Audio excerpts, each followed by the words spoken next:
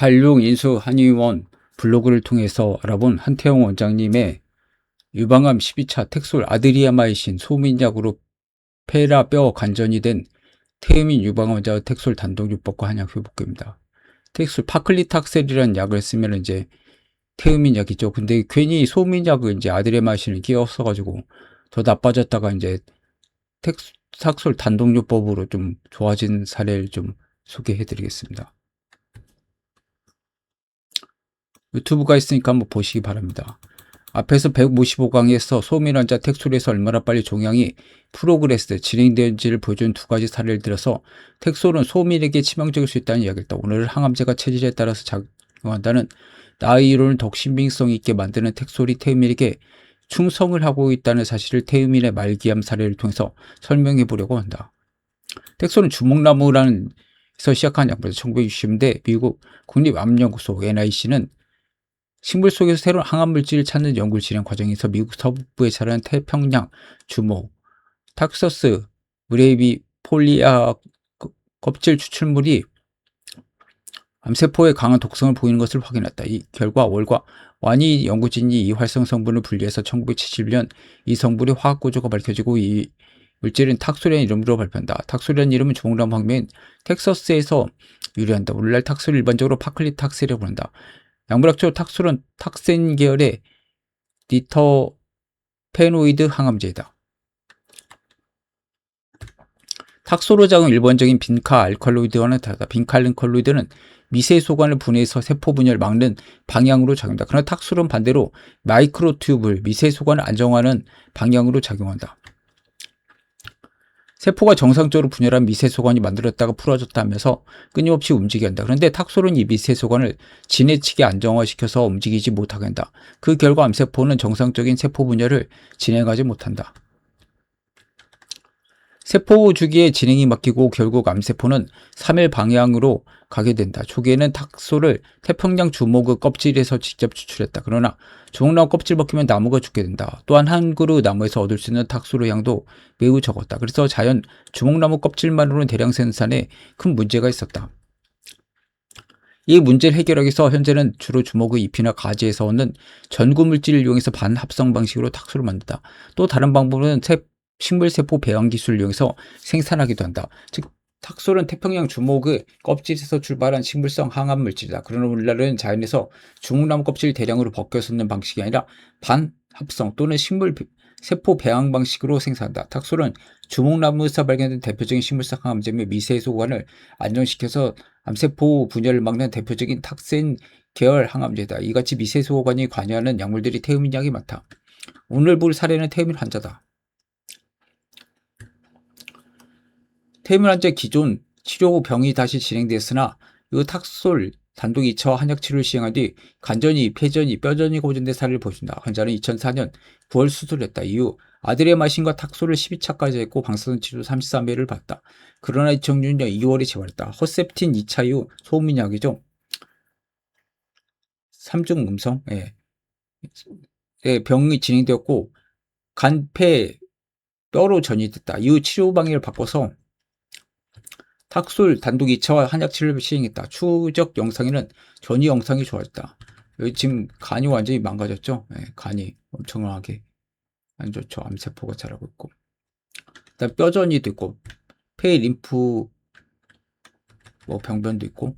이 슬라이드는 치료 변경 전 환자의 전이 상태가 얼마나 광범위인지를 보여준다. 영상에서는 다발적인 간전이가 확인되고 광범위 뼈전이가 동반되고 양측폐는 림프성 전이 소견도 보였다. 즉 이 시점에 환자는 기존 치료 이후에는 병이 억제되지 못하고 간, 폐, 뼈로 전이 퍼진 상태라고 할 수 있다. 병원에서는 더 할 게 없다고 하자 한의원에 내원하였다. 이 증례는 바로 이처럼 진행된 상태에서 다시 치료 방향을 조정해서 좋아졌다는 점에서 약물과 암과 관계를 설명해주는 사례이다.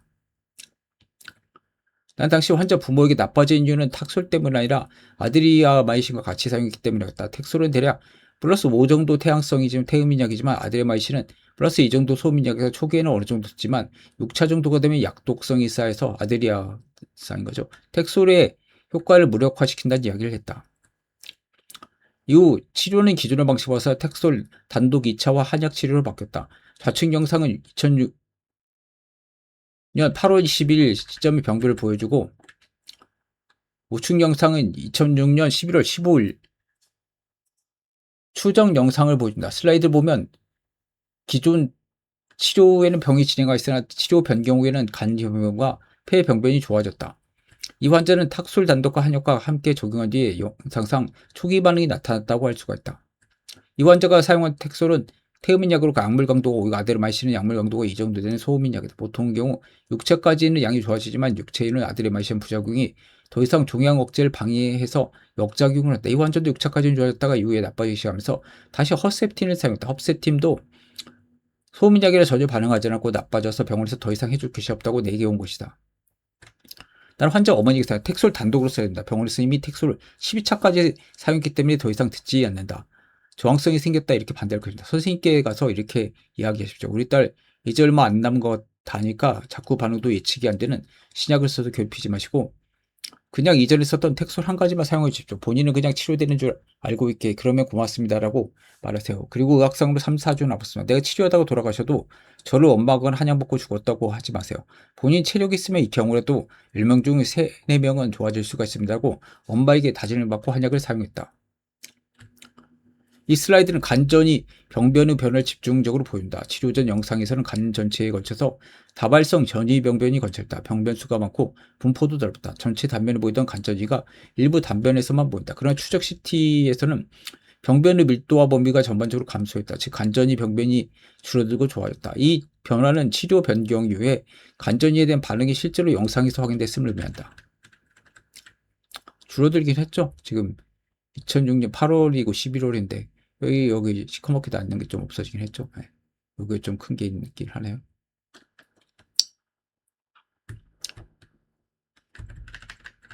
폐도 이제 8월에는 이렇게 있었는데 이쪽 부분 없어졌죠. 네. 이쪽도 좀 없어졌고.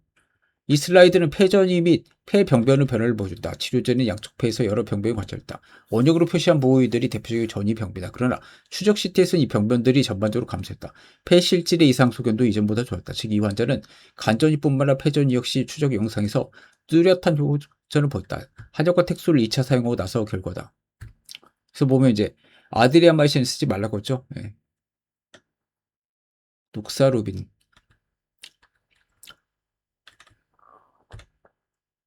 재발 시점의 전이 양상은 폐, 뼈, 간을 모두 포함한 다장기 전이었다. 뼈 스캔에서 뼈전이가 확인됐다.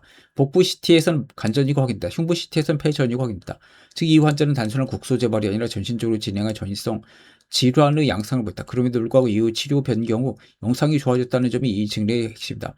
즉 이는 암의 자연 진행이 속도가 빨라져서 암이 진행했다기보다는 방해 요인을 제거하고 아드리아마이신이죠. 체질에 맞는 항암 거기다가 한약의 줄기세포 억제 효과까지 같이 하면서 효과를 본 것이다.